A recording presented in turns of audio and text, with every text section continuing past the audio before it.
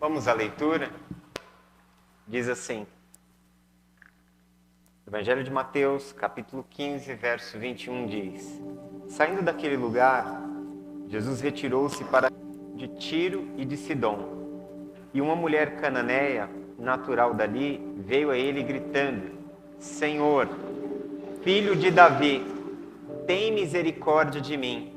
Minha filha está endemoniada e está sofrendo muito. Mas Jesus não lhe respondeu palavra. Então seus discípulos se aproximaram dele e pediram: manda-a embora, pois vem gritando atrás de nós. E ele respondeu: eu fui enviado apenas às ovelhas perdidas de Israel. A mulher veio, adorou de joelhos e disse: Senhor, ajuda-me. E ele respondeu: não é certo tirar o pão dos filhos e lançá-lo aos cachorrinhos. Disse ele, porém: sim, Senhor, mas até os cachorrinhos comem das migalhas que caem da mesa dos seus donos. Jesus respondeu: mulher, grande é a sua fé, seja conforme você deseja. E naquele mesmo instante, sua filha foi curada. Amém? Pai amado, essa é a tua palavra. Fala aos nossos corações nesta noite. Senhor, vem sobre nós com a tua graça, com a tua presença, manifestando a tua vida e a tua luz, ó Pai. Oramos a ti em nome de Jesus. Amém? O Evangelho de Mateus, ele é um evangelho escrito primeiramente para judeus que se converteram ao cristianismo, para judeus que aceitaram e creram em Jesus como Messias. E esses judeus que foram crendo e se convertendo ao Evangelho de Jesus, com o passar do tempo, começaram a ser perseguidos em suas sinagogas. O lugar onde tanto judeus como aqueles que seguiam a Jesus se reuniam era no templo, nas sinagogas. E daqui a algum tempo, os judeus separaram-se e resolveram expulsar os cristãos das suas sinagogas. É interessante que no próprio Evangelho de Mateus, no capítulo 10, ele fala: e eles vos expulsarão das vossas sinagogas por causa do meu nome. Com isso, os cristãos naquele tempo, os cristãos que eram judeus e haviam crido em Jesus, estavam sofrendo perseguições. Este evangelho, Mateus, ele faz questão de registrar o ministério de Jesus não somente entre os judeus. Essa passagem que nós lemos no capítulo 15, a partir do verso 21, diz que saindo daquele lugar, Jesus retirou-se para a região de Tiro e de Sidom. Saindo daquele lugar, que lugar Jesus estava?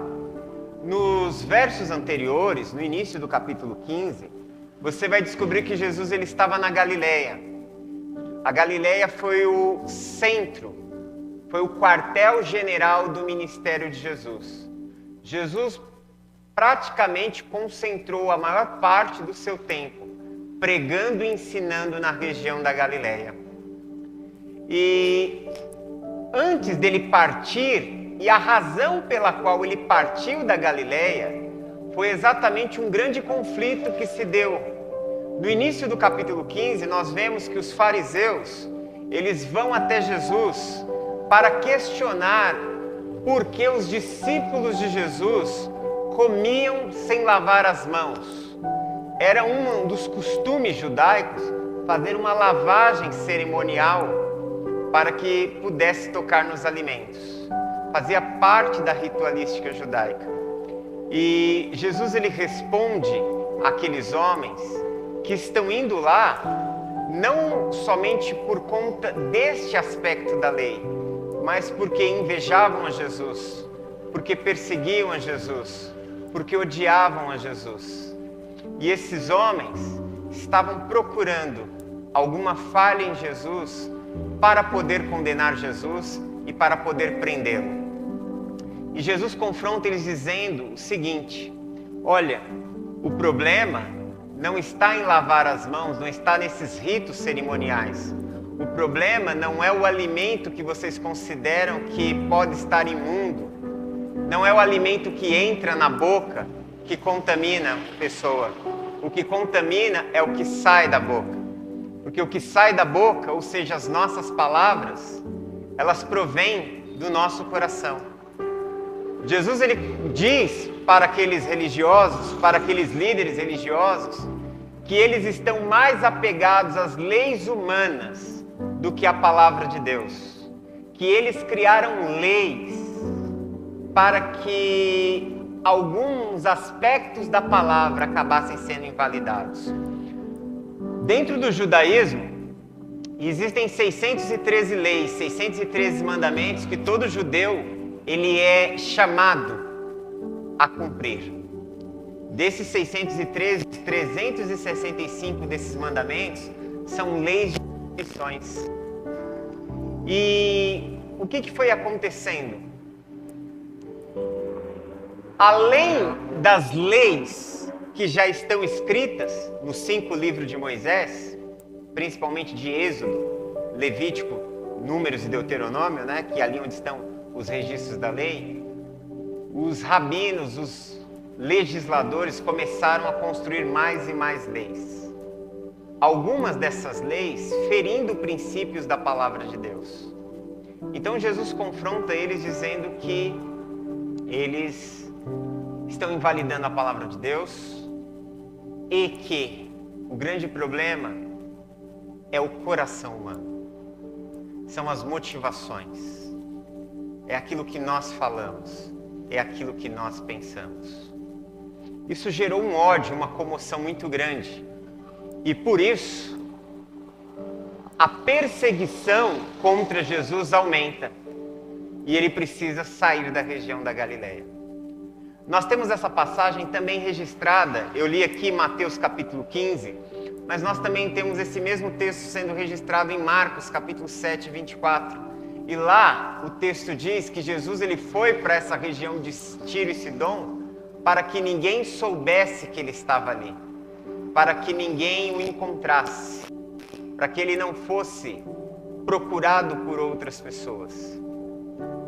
E você percebe que Mateus ele registra isso aqui para dizer agora, e nós vamos perceber esse movimento a partir do capítulo 15 de Mateus, nós vamos perceber que Jesus começa a dedicar o seu ministério em cidades de não-judeus.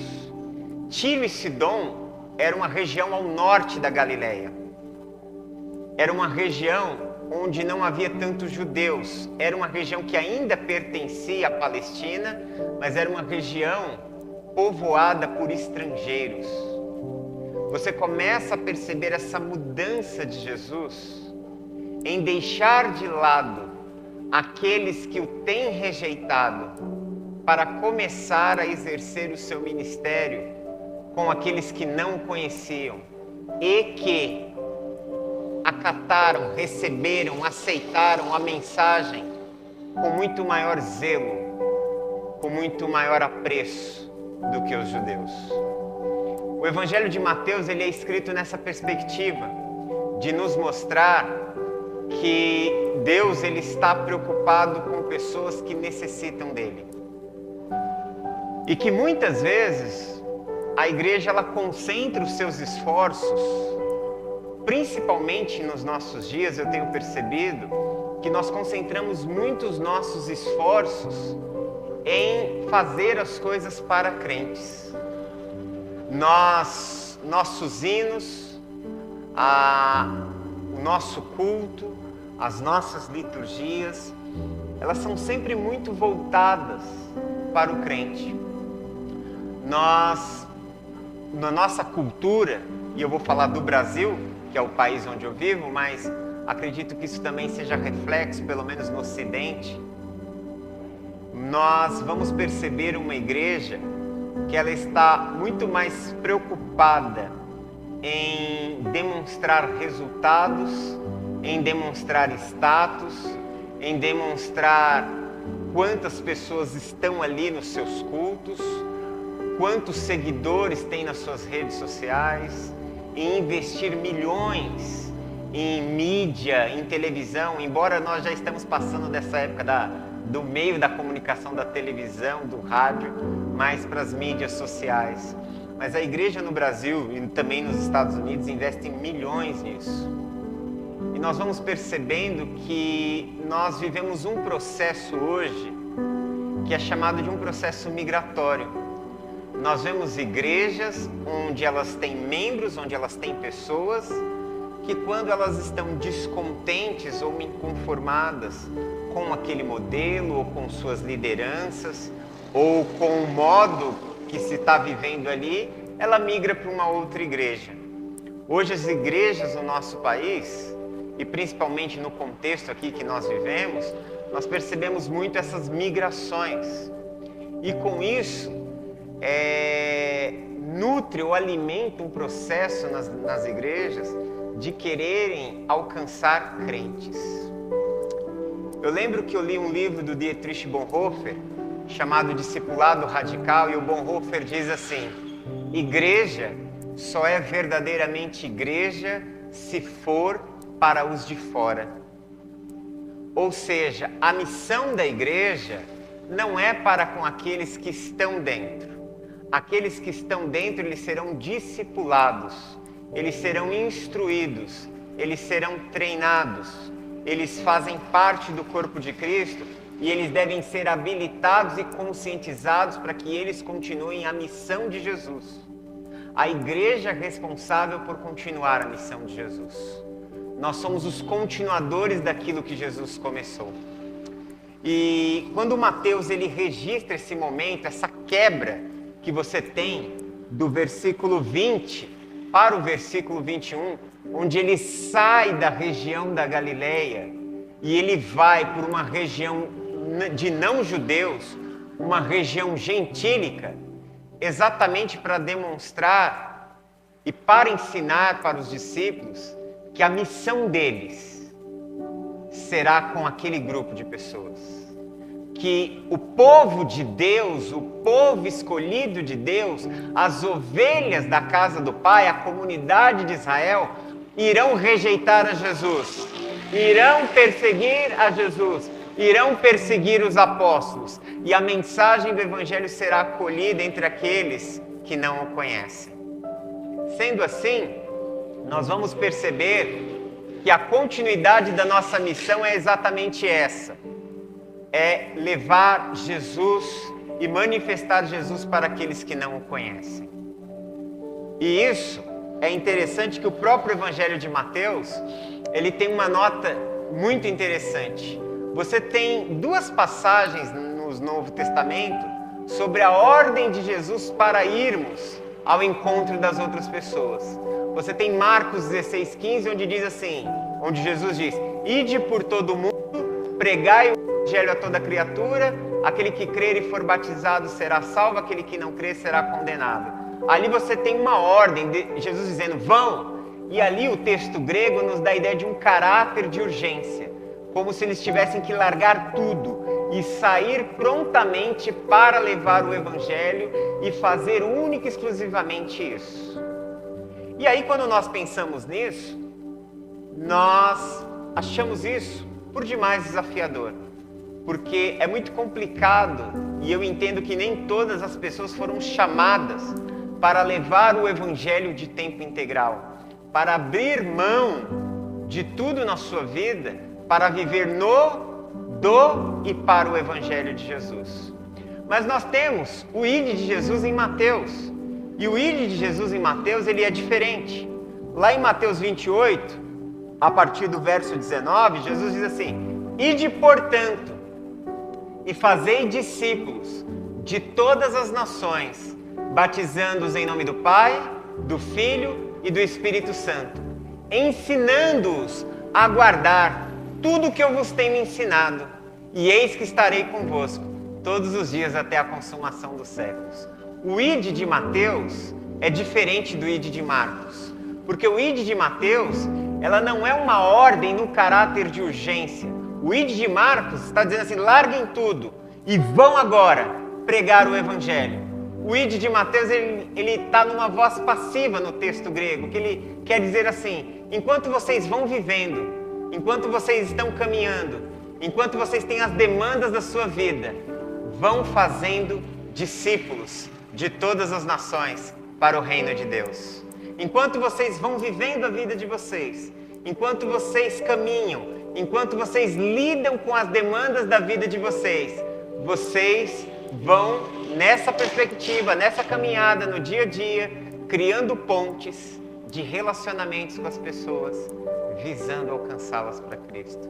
Enquanto vocês vão vivendo, enquanto vocês vão trabalhando na sua escola, no meio da sua família, no meio da sua parentela, você vai dando testemunho de Jesus na sua própria vida, com as suas próprias atitudes, intercedendo, vivendo de modo digno do Evangelho de Jesus, fazendo com que as pessoas, ao olharem para a nossa vida, percebam as mudanças que o Evangelho produz na nossa vida. E assim, vocês serão instrumentos de Deus nesse mundo. Assim, vocês serão luz e sal da terra. Então, o Evangelho de Mateus, ele nos chama nessa perspectiva da missão. E ele mostra, com essa quebra de paradigma, com essa quebra de modelo, onde Jesus ele está concentrado apenas com os de dentro. E agora, ele começa a olhar para os de fora. Ele está concentrando até aqui o seu ministério com o povo de Israel, com a comunidade de Israel. Mas agora ele começa a olhar para os de fora. Ele começa a olhar para aqueles que os próprios filhos de Israel não são capazes de olhar com misericórdia, nem com perdão. É interessante que essa história aqui, ela começa, o capítulo 15 começa com um conflito de Jesus com os líderes religiosos. E ela se desenvolve em outros conflitos que a gente vai ver agora. Jesus ele parte da região e ele vai para essa região de Tiro e Sidom. E essa região, ela é uma região muito conhecida, ela é uma região marcada por grande comércio. Tiro e Sidom foram cidades comerciárias da antiguidade.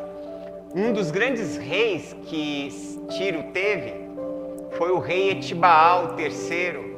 Ele ajudou o rei Salomão enviando madeira em grande quantidade para a construção do templo. Havia uma aliança comerciária, uma aliança em termos de comércio, pactos comerciais entre a comunidade de Israel e o povo de Tiro e Sidom. Depois, um outro rei, esse Etibaal, ele acaba tendo uma filha, cujo nome dela é Jezabel. E numa aliança entre os fenícios e o povo de Israel, essa Jezabel se casa com o rei Acabe. E aí nós conhecemos, ou se não conhecemos, procure conhecer a história. Essa Jezabel, ela ajudou e ela contribuiu para que Acabe fosse um dos piores reis do povo do norte em Israel. Essa cidade é uma cidade de pessoas ricas. Jesus ele vai para um lugar, para um centro comercial. Aqui no passado era a região dos antigos cananeus. Por isso você vai ouvir aqui a história de uma mulher que ela recebe, o texto diz que ela é uma mulher cananeia. E na versão corrigida de Almeida você tem o termo Ciro-fenícia. Mas ela era uma mulher da região dos cananeus. E engraçado que o nome cananeu significa exatamente comerciantes. Então ela não era uma mulher pobre. Ela era uma mulher de uma cidade rica, de uma cidade comerciária e provavelmente uma mulher de posses. E como eu disse, lá no Evangelho de Marcos, Jesus foi para lá para ficar escondido, para fugir da perseguição, para fugir daquele momento de caos que estava ali no meio do povo judeu. Mas não deu muito certo. As pessoas começaram a reconhecer Jesus. A fama de Jesus já havia se espalhado para todo lado naquele momento. Era praticamente impossível Jesus ficar escondido. E aí essa mulher ela vem até Jesus. Você lê no verso 22 que essa mulher, essa cananeia, que era natural daquela região, ela veio até Jesus gritando. Ela veio em desespero. Ela está vivendo um momento difícil. E mais uma vez nós encontramos uma personagem que está vivendo um momento difícil, a qual o dinheiro não pode resolver as suas demandas. Algum mês passado, quando a gente começou a falar sobre fé, ou foi no início desse mês, eu falei exatamente da mulher do fluxo de sangue, que também era uma mulher rica, que havia gastado todo o seu dinheiro para tentar trazer cura para o seu corpo. E o seu dinheiro não foi suficiente para resolver o problema que ela estava vivendo. E aqui encontramos mais uma pessoa cujo dinheiro não pode resolver todos os problemas da sua vida. E é interessante porque nós estamos numa sociedade e em um tempo que valoriza tanto o dinheiro que, basicamente, embora as pessoas não digam isso, mas elas acreditam que o dinheiro vai trazer solução, se não para todos, mas para quase todos os problemas. Muita gente acredita que, se de fato a sua condição financeira mudar, a sua vida vai mudar. E essas histórias, elas nos mostram que não necessariamente, que você pode ter recursos, que você pode ter dinheiro, que você pode ter conhecimento, que você pode estar cercado de cuidados, mas que existem situações na nossa vida que fogem do nosso controle. Existem situações que sobrevêm às nossas vidas, das quais nós ficamos impotentes. Nós não podemos fazer nada. A única coisa que nós podemos fazer é nos agarrar a Deus, é clamar ao Senhor, é depender de uma intervenção divina. E nós vamos perceber que essas histórias dessas pessoas desembocam exatamente nisso, para nos ensinar que aonde acaba a suficiência humana, começa a se manifestar a graça divina. Aonde acabam os recursos humanos, a mão de Deus começa a se estender e a se manifestar para fazer conhecido a graça, a bondade, o poder e a misericórdia de Deus. É nesse exato momento que nós descobrimos as nossas limitações, a nossa pequenez, o quão ínfimo nós somos, o quão limitado nós somos e o quão bondoso, gracioso e misericordioso nosso Deus é. Porque muitas vezes nós passamos uma vida correndo com as nossas próprias forças, lutando com as nossas próprias mãos, acreditando que somos capazes, acreditamos que nós temos o controle da nossa vida, acreditamos que se for por nós mesmos vamos conquistar, realizar tudo o que precisa ser realizado e conquistado, e muitas vezes acabamos nos frustrando, nos machucando, nos ferindo, esgotados, acabamos esgotados e exauridos, sem forças. E Deus poderia olhar para nós e dizer: tá vendo? Rejeitou a minha ajuda. Em todo tempo eu quis te ajudar. Em todo tempo eu quis estar ao teu lado. Aliás, eu sempre estive ao teu lado. Você nunca reconheceu. Em todo tempo eu ofereci a minha ajuda a você e você sempre rejeitou. Em todo tempo eu estive presente na sua vida, trazendo livramentos cruciais sobre a sua vida, e você nunca me agradeceu. Mas não é isso que Deus faz conosco. A exemplo daquele pai da parábola do filho pródigo, ele nos recebe, ele nos acolhe com os braços abertos e nos restaura e nos coloca uma posição de honra e nos leva a viver aquilo que nós não tínhamos condições de viver por nós mesmos. Essa mulher chega em desespero até Jesus e clama pela sua filha, quando ela diz assim: minha filha está endemoniada, está sofrendo muito.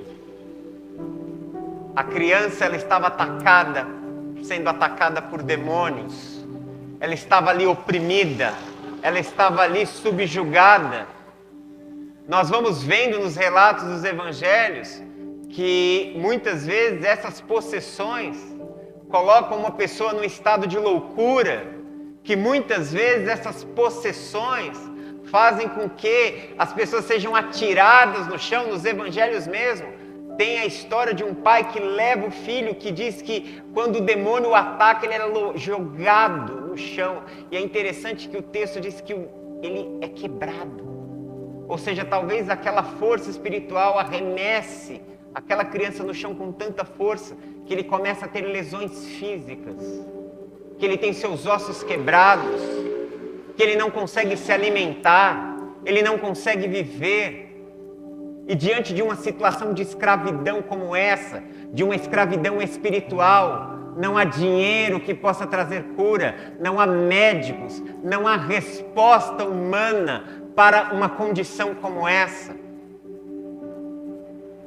E logicamente, os judeus enxergavam pessoas possuídas por demônios como pessoas imundas, como pessoas que teriam que ficar ali, rejeitadas, de lado, jogadas a escanteio.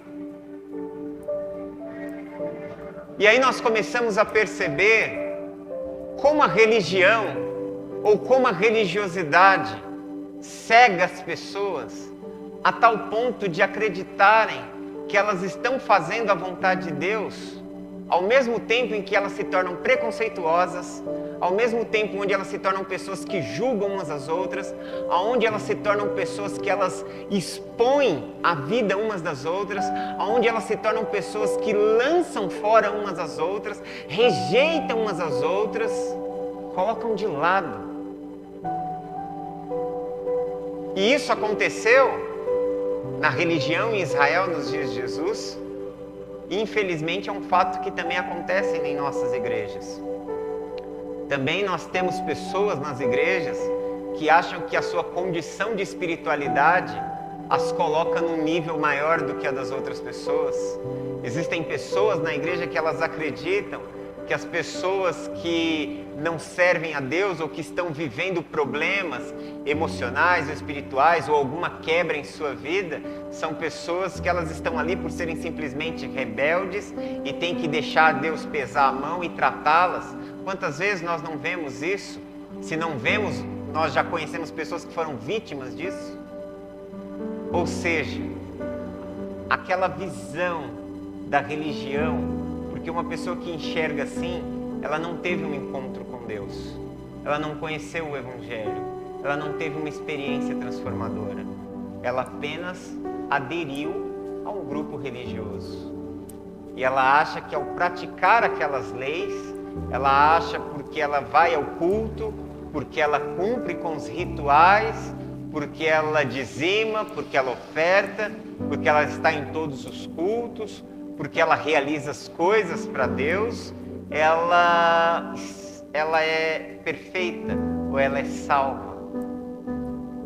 Precisamos tomar cuidado para que na nossa caminhada, nosso coração não se torne como o do filho mais velho da parábola do filho pródigo, que ele é o filho que se distanciou e se afastou do pai sem sair da casa do pai. A história do filho pródigo fala de um filho que saiu da casa do pai, mas o que ficou, ele também partiu, só que ele ficou dentro da casa do pai, mas não conseguia mais enxergar o pai como pai e acreditava que ele era meritório de boas coisas pelas coisas que ele fazia.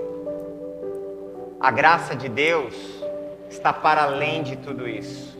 A graça de Deus nos mostra que Deus nos ama para além das coisas que nós fazemos. Que a graça de Deus demonstra que Deus nos amou em Cristo antes mesmo que nós pudéssemos optar por servir a Cristo. Foi esse amor de Deus que fez com que o Pai doasse a vida do seu Filho. Foi esse amor do Pai em relação a nós que fez com que Deus fizesse a oferta primeiro e nos trouxesse a sua presença. Nenhum de nós estamos aqui por mérito. Nenhum de nós fazemos a nossa caminhada por mérito. Todos nós estamos aqui pela graça de Deus. É graça no começo, é graça no meio, é graça no fim. Todos nós estamos aqui, todos, independente de como estejamos vivendo esse momento da nossa vida, independente do que possa estar acontecendo em nossas vidas pessoais, todos nós estamos aqui pela graça de Deus. E é essa mesma graça que vai nos fortalecer, é essa mesma graça que vai trabalhar em nós, é essa mesma graça que nós precisamos nos render a ela a cada dia e fazer como o apóstolo Paulo disse: e esta graça não me foi em vão. Mas não é o meu trabalho, é a graça de Deus me capacitando para o trabalho. Não é o meu esforço, é a graça de Deus que me capacita a ter forças. Tudo é graça. Do início ao fim, a graça está presente na fé bíblica, na fé escriturística. E aí, Jesus, ao ouvir essa mulher, o verso 23 diz que ele não lhe responde nada. Ele fica em total silêncio. E aí os seus discípulos começam a se aproximar dele e começam a pedir para ele: manda embora, pois ela vem gritando atrás de nós. O Champlin, Russell Norman Champlin, ele diz em seu comentário que essa atitude dos discípulos não foi uma atitude maldosa, mas como eles estavam se escondendo, como eles estavam, de certa forma, procurando ficarem ocultos e livres de problemas, até porque seguir a Jesus estava colocando eles em muitos problemas. Esse é o lado da graça que a gente pouco fala dele, mas seguir a Jesus vai nos colocar em problemas, sim. Vai nos colocar em contrapontos, sim. Seguir a Jesus vai fazer com que muita gente comece a olhar para a gente com olhos diferentes, sim. Seguir a Jesus no caminho de Jesus vai fazer com que a gente sofra hostilidade e perseguição, sim.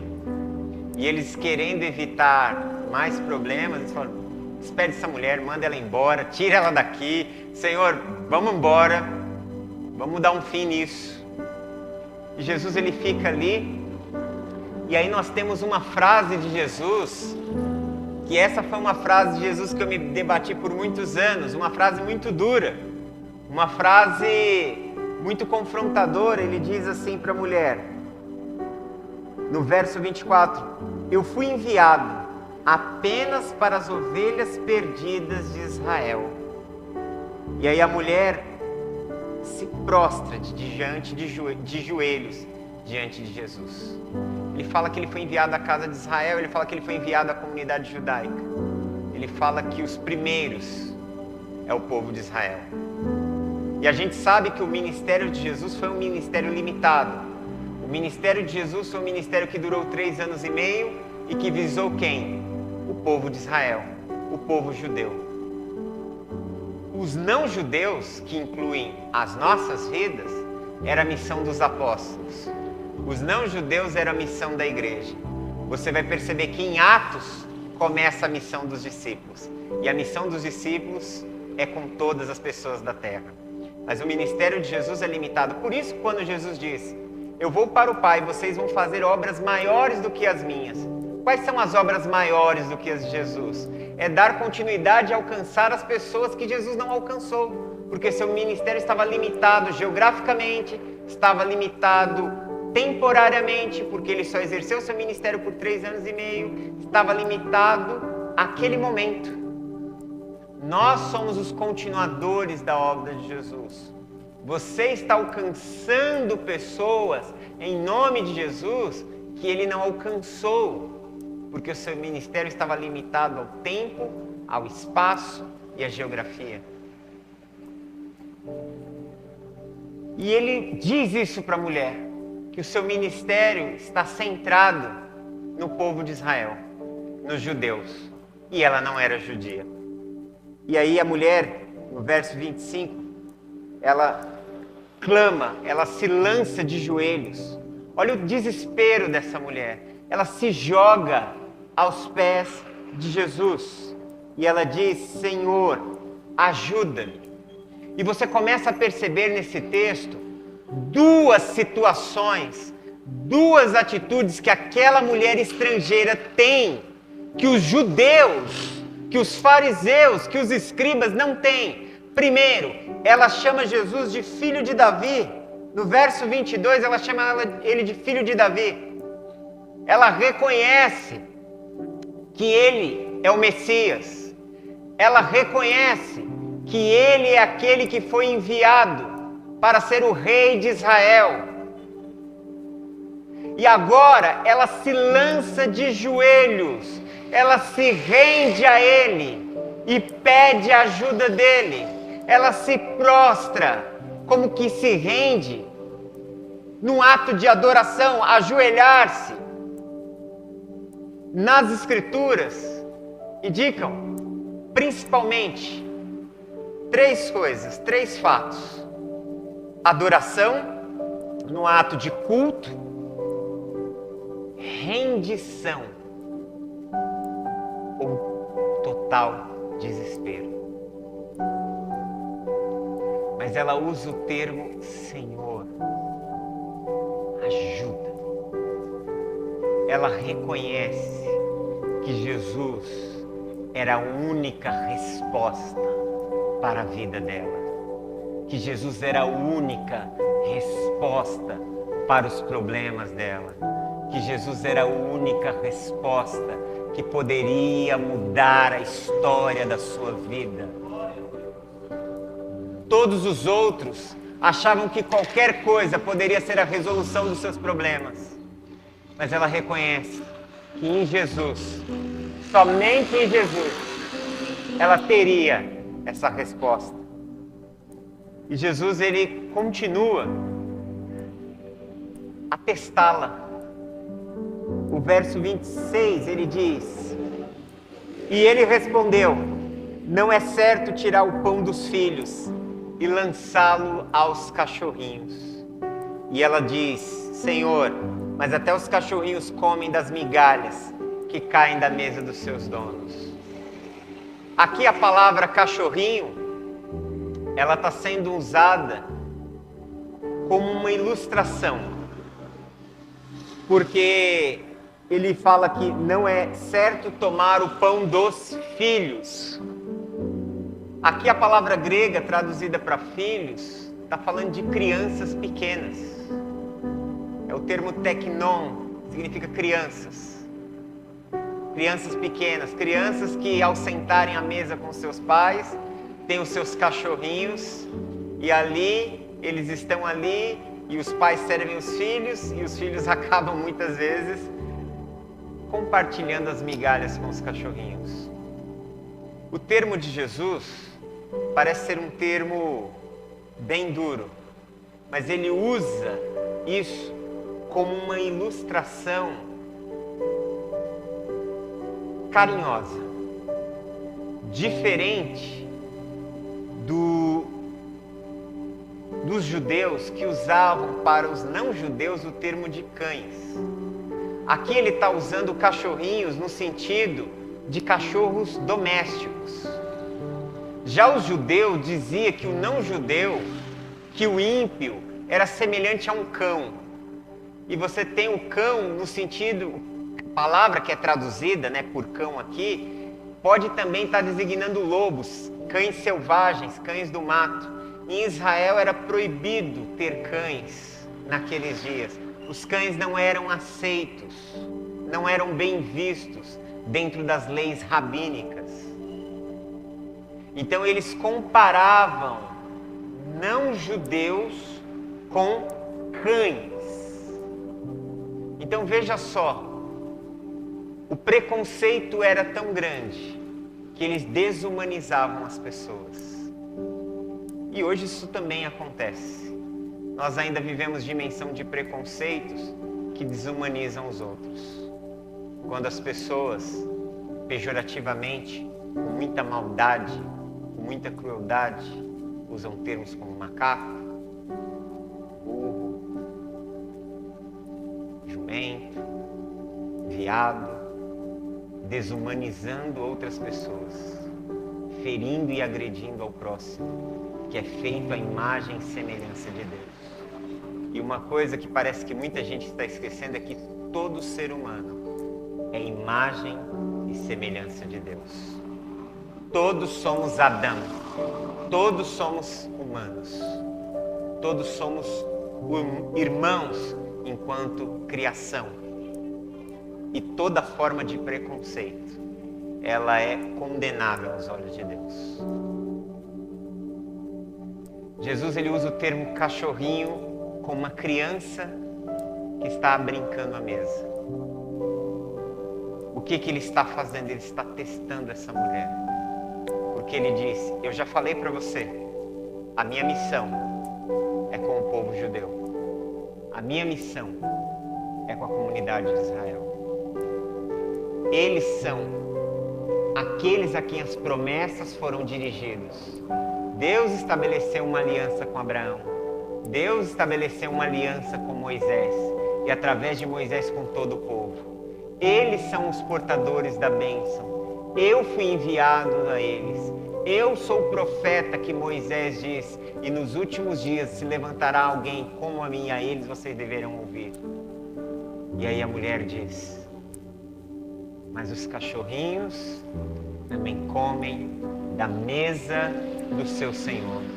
Ela estava dizendo: eu sei disso, mas também sei que se nós nos aproximarmos do Pai, que se nós nos aproximarmos de Deus, as suas bênçãos também são capazes de nos alcançar.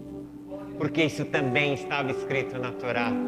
Todo aquele que não era judeu, mas aceitava a aliança do Deus de Israel, se tornava participante desta aliança, se tornava participante das bênçãos do Eterno. E quando Jesus olha para isso, ele diz para essa mulher, no verso 28, mulher, grande é a sua fé, seja então conforme você deseja. E naquele mesmo instante, a filha dela foi curada, a filha dela foi restaurada, a filha dela foi tirada de uma condição que dinheiro nenhum, que médico nenhum, que recurso humano nenhum poderia libertá-la. A graça de Deus a alcançou. E essa mulher, ela nos ensina o caminho da fé, que a fé deve nos levar a encarar os conflitos. Eu vejo 3 atitudes presentes nessa mulher que fizeram com que as resistências, os obstáculos caíssem e fizessem com que ela fosse alcançada em sua necessidade. Primeiramente, ela tinha um ato de clamor. Ela sabia a quem ela estava indo. Ela reconheceu em Jesus a única resposta para a vida dela. Nós precisamos entender que por mais que tenhamos recursos, por mais que Deus possa nos ter dado inteligência, capacidades, que por mais habilidades que nós possamos ter, nós precisamos entender que tudo vem de Deus. E nós precisamos entender que tudo que nós temos é para a glória de Deus.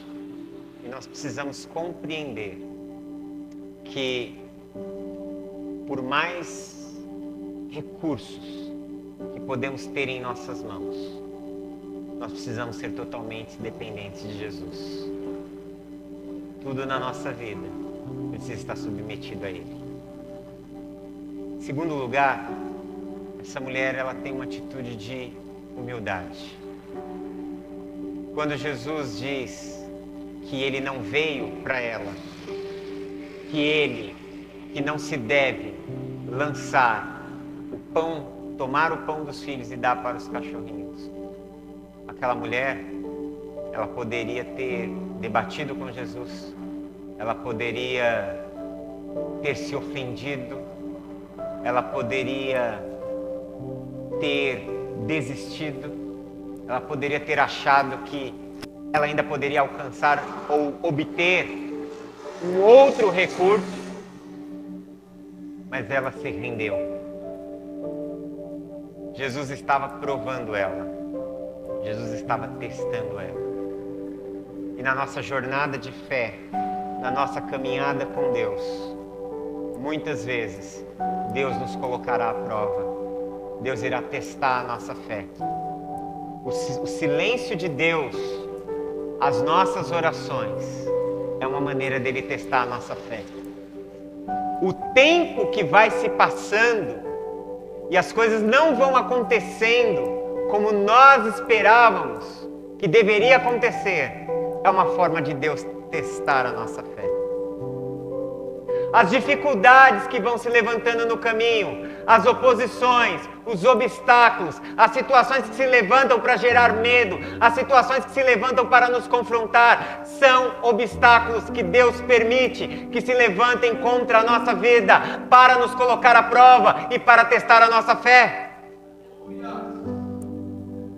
E aí eu vejo um terceiro item na vida dessa mulher, uma terceira atitude. Ela é perseverante, ela não desiste. Jesus está testando ela, Jesus está falando, vai embora. Os discípulos já falaram, tira ela daqui, Senhor, manda ela embora, resolve isso.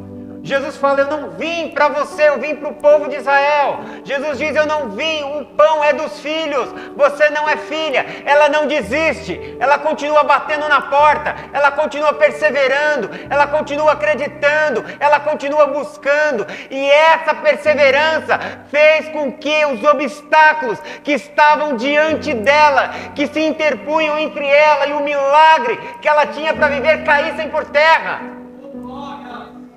Quando Deus ordena Josué conquistar a terra, Josué era um estrategista militar. Ele havia sido treinado pelo maior estrategista militar dos seus dias, que foi Moisés. Diz o Sholem Ash, conforme ele leu no Talmud, no seu livro sobre Moisés, ele fala que Moisés no Egito foi primeiramente um general a serviço do faraó, por muito tempo em sua vida. Então Josué havia sido treinado por um maior general, por um maior estrategista. Deus sabia que Josué era um estrategista. Por que não falou para ele bolar uma estratégia para invadir ali as muralhas? Ordenou que eles rodeassem aquelas muralhas enormes durante 7 dias. Deus colocou eles diante de uma situação onde eles tinham que esperar. Deus colocou eles diante de uma situação onde eles não poderiam usar dos seus recursos. Deus colocou eles diante de uma situação que eles estavam até mesmo à mercê de serem atacados. Porque já pensou, um bando de gente dando uma volta numa muralha seria um alvo fácil para o ataque do inimigo. Mas eles tinham 2 opções: acreditar na palavra de Deus e caminhar diante daquilo que Deus havia ordenado, ou fazer conforme o seu jeito. E eles já tinham aprendido naqueles 40 anos que fazer conforme o nosso jeito dá ruim, fazer conforme o nosso jeito faz a gente morrer no deserto, fazer do nosso jeito faz a gente perecer. Então eles só tinham, na verdade, uma opção, e a opção era obedecer à voz de Deus, fazer o que precisava ser feito, por mais estranho, por mais maluco, por mais absurdo, por mais exposto que eles tivessem. Mas eles estavam aprendendo ali uma lição sobre dependência, sobre perseverança, sobre paciência, sobre acreditar na palavra de Deus acima de qualquer coisa. E ao 7º dia, depois de rodear as muralhas e tocarem as trombetas, a muralha caiu, se desfez diante dos olhos de todo o povo de Israel. Continue perseverando, continue acreditando. Os testes de Deus têm sido difíceis sobre a sua vida. Fique firme, não perca os seus olhos de Jesus, não tire os seus olhos de Jesus. Continue insistindo, continue batendo, continue perseverando, porque a porta, mais cedo ou mais tarde, ela irá se abrir. mais cedo ou mais tarde você vai ver a resposta de Deus, mais cedo ou mais tarde você vai ver a intervenção do Senhor sobre a tua vida, e isso trará uma mudança radical, completa e definitiva sobre a sua vida e sobre a sua história. Apenas permaneça. Permaneça olhando para Jesus, permaneça firme, permaneça acreditando, se renda, se humilhe. A palavra de Deus diz: humilhai-vos debaixo das mãos poderosas do Senhor, até que no tempo oportuno Ele vos exalte. Deixe que o Senhor exalte você, deixe que o Senhor levante você, deixe que o Senhor mude a sua história diante das outras pessoas. Porque aquilo que Deus faz permanece, aquilo que Deus constrói é inabalável, aquilo que Deus realiza, Ele realiza e Ele mesmo dá testemunho daquilo que Ele está fazendo. Você já viu alguém fazer propaganda da chuva? Não. Você sabe quando vai chover. O céu começa a ficar escuro, trovões, relâmpagos, e aí chove. Ninguém faz propaganda da chuva, mas todo mundo sabe, todo mundo reconhece quando ela está chegando. Deixe que Deus faça o mover da chuva sobre você. Deixe que Ele faça o que Ele tem de fazer em sua vida. E enquanto isso, você continua caminhando, você continua perseverando, você continua seguindo, você continua ouvindo a sua voz, você continua obedecendo a sua palavra. Que o Senhor possa continuar falando ao seu coração. Quero te convidar a fechar os seus olhos, inclinar sua cabeça. Oremos a Deus. Pai amado, nós queremos apresentar as nossas vidas diante de Ti nessa noite e te pedir, Senhor, vem sobre nós com graça, com a Tua misericórdia. Vem sobre nós, nos instruindo, nos guiando. E a exemplo dessa mulher, nos ensina o caminho, Senhor, da dependência. Nos ensina o caminho da humildade. Nos ensina o caminho da perseverança. Gera em nós a fé que faz cair as muralhas, a fé que faz cair os obstáculos. Gera em nós, Senhor, uma vida com propósito e uma vida que Te glorifica. Toma as nossas vidas em Tuas mãos. Guia-nos para a Tua glória e para o louvor da Tua majestade. Oramos a Ti em nome de Jesus. Amém.